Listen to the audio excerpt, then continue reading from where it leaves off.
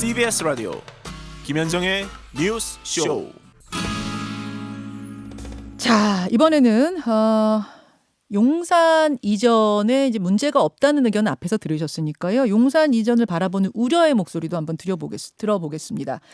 군사 전문가시죠? 정의당 김종대 전 의원 연결이 되어 있습니다. 김종대 의원님 나와 계세요. 네, 안녕하세요. 우선 청와대가 어제 밝힌 이게 안보 공백에 대한 우려, 그렇기 때문에 무리한 계획이라는 입장에 대해서 어떻게 생각하십니까? 예, 아무래도 지금 굉장히 그 주변 정세가 민감해졌거든요.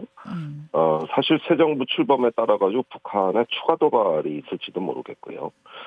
최근까지 북한의 행태를 보면은 모든 미사일을 다 쏘고 있습니다. 심지어 대구경 장사포까지 쏘고 있고, 우리가 지금 대규모 그 팬데믹으로 인해 국가 상황이 매우 취약하고 경제도 불안한데, 이런 어떤 북한의 도발에다가 우크라이나 사태 이런 것들 보면은 아무래도 지금 청와대 입장에서는 제일 우려되는 것이 안보 상황에 대한 그 위기 관리가 이 정권 교체기에 원만하게 차질 없이 진행될 수 있겠냐.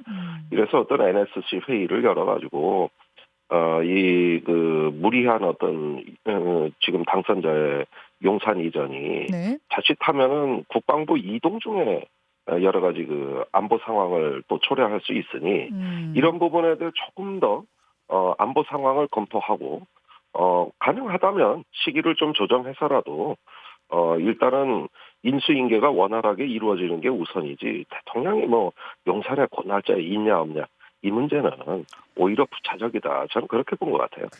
사실 이번 이제 용산 이전 논의 과정에서 안보상 우려 목소리를 제일 크게 내셨던 분이 김종대 전 의원 같아요. 그래서 이제 오늘 네. 연결을 드린 건데요. 무슨 말씀까지 하셨냐면, 진보와 평화를 표방하던 내가 국방부 수호 투쟁을 하게 될 줄은 정말 몰랐다. 제발 살살 좀 하셔라. 이러다가 예. 여럿이 패가망신한다. 이런 말씀까지 하셨어요.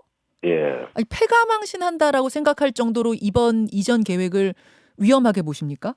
굉장히 위험하게 봅니다. 왜 그러냐 하면은 예. 그 5월 9일 출범하기 전에 그 국방부 지하 벙커의 청와대 위기관리 기능이 이전해 있어야 되거든요.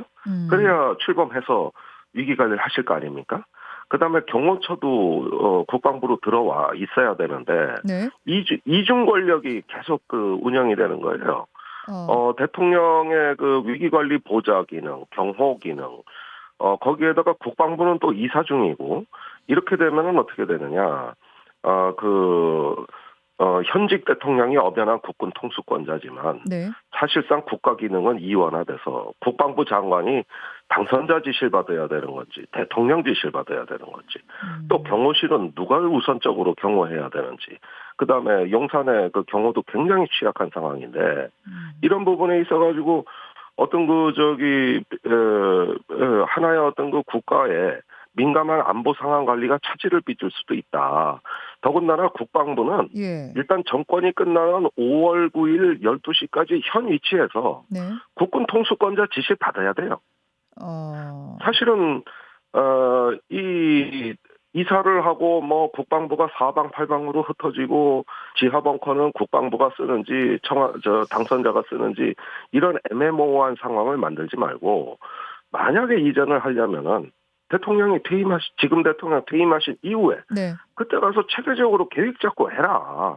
근데 지금 이렇게 통수권을 흔들어대는 행태는 정말 위험하게 보여지고 조금 전에 김영현 본부장이 지금 대통령의 그 어제 NSC 수집에 대해서 혐오스럽다는 표현까지 쓰시거든요. 역겹다라는 표현을 쓰셨죠. 예. 예, 이렇게 그 지금 정권에 굉장히 그 반감과 적대감을 갖고 어떤 당선자가 자기 의지대로 밀어붙이겠다 이렇게 되면은 지금의 국군 통수 체계도 제대로 가동이 될지 매우 걱정이 됩니다. 저는 뭐 모든 분들에게 반대 입장에서 질문을 드리니까 이 질문도 좀 드려보겠습니다. 당선인 측에서는 이렇게 말씀을 하세요. 지금 이걸 이행하지 않으면 청와대를 나온다는 청와대 이전 계획은 이번에도 물거품이 될 것이다. 그러니까 취임 전에 이것을 좀 잘 협조해가지고 이전을 해야 문재인 대통령도 실패하고 그전 대통령도 실패했던 그것을 이룰 수 있을 것이다. 그래서 이렇게 지금 추진력을 가지고 밀어붙이는 것이다. 어떻게 생각하세요? 말씀은 좋습니다. 구중궁궐 청와대를 나와서 제왕적 권력을 행사하지 않는 시민 대통령이 되겠다. 얼마나 좋습니까? 예. 이거 듣고 아마 싫어하실 국민들은 한 분도 안 계실 것 같아요. 그런데 지금 저 제왕적 대통령제를 개혁한다. 당선자가 집무실을 옮긴다. 예. 이런 부분들은 하나의 어떤 장기적인 계획을 갖춰서 차근차근 차질 없이 하면 되는 것이지 지금 상황에서 대통령의 책무는 그런 어떤 자신의 정치적인 의지를 실현하는 것 이전에 헌법에 충성하는 어떤 그 국가 안보에 책무를 다하는 책임성 부여라고 저는 생각하거든요.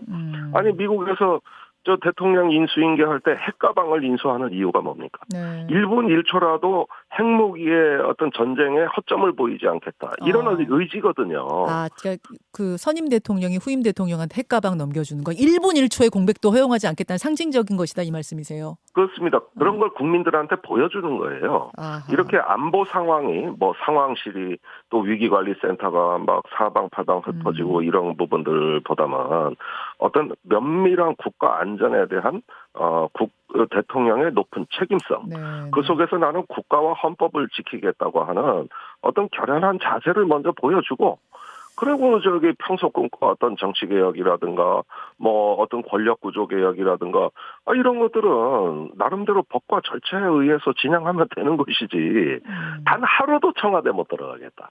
이렇게 들어 누워버리면은 이게 국민들이 보기엔 저거는 자기 어떤 주관적인 의지를 위해 가지고 국가가 좀 불안해도 괜찮다는 얘기냐.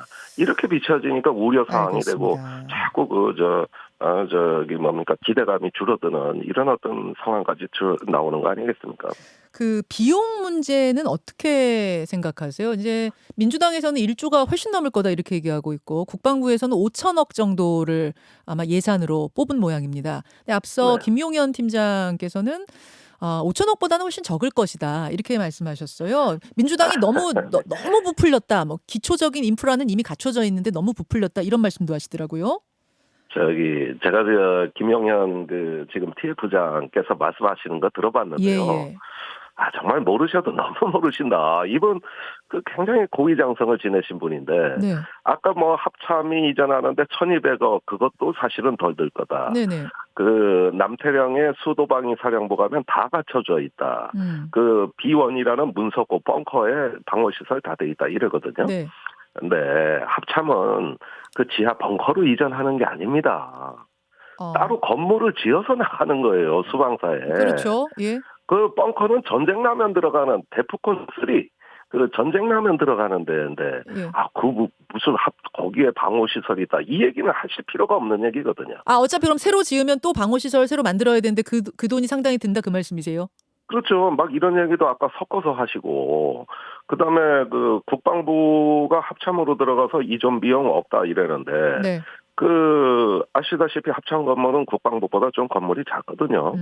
그리고 또 이렇게 흩어져 있다 보면 장기적으로 봤을 때, 이게 대통령 옆에 이렇게 국방부 장관이 반경 100m 있는 게 맞느냐. 그러면 지금이야 소요가 없다 그러지만은 충분히 이전 소요는 나올 수도 있는 거고, 그 검토를 본인들이 직권해서 하셔야 돼요. 그리고 연쇄적으로 이어지는 뭐 산하기관, 직할부대, 제가 보기엔 아직까지도 이전 건물이 안정해진 사이버 사령부라든가 네, 여러 직할기관들이 수두룩하게 남아 있는데. 연쇄 이동. 예. 그렇게 되면은 아무리 짙게 잡아도 10,000명은 이동하는 겁니다. 국방부 합참 또 그 밑에 사령부, 직할기관, 또 국방부에 들어오기로 돼 있던 국방홍보원, 근무지원단 이런 기관들이 다 장소 재배정을 하고 또 어떤 이전 부지를 결정하고 이렇게 하다 보면은 이전에 간 그쪽에 지금 주둔하고 있는 부대도 또 영향을 받고 그럼 연쇄적으로 10,000명 정도가 이동하게 된다면은 이것은 비용이라는 게 예상치 못한 비용이 눈두덩이처럼 불어날 것이다. 청와대 경호처 700명의 위기관리센터는 또 다 들어오는 손님 맞이하고 내보내는 사람 이사시켜야 되고 이게 한 3년, 5년 집권기간 내내 이 문제가 비용과 시간이 아마 소요될 겁니다. 여기까지 여러분 오늘 좀 다양한 의견을 좀 들려드리고 있습니다. 아마 우리 청취자들 들으시면서 나름의 판단들을 하실 거라고 보고요. 문자들 보내주십시오. 김종대 전 의원님 고맙습니다. 감사합니다. 김현정의 뉴스쇼는 청취자 여러분의 참여로 이루어집니다. 트위터, 페이스북, 레인보우 게시판, 그리고 단문 50원, 장문 100원의 유료 문자 샵 1212, 우물정 1212 통해 참여하실 수 있습니다. 김현정의 뉴스쇼, 여러분과 함께 만듭니다.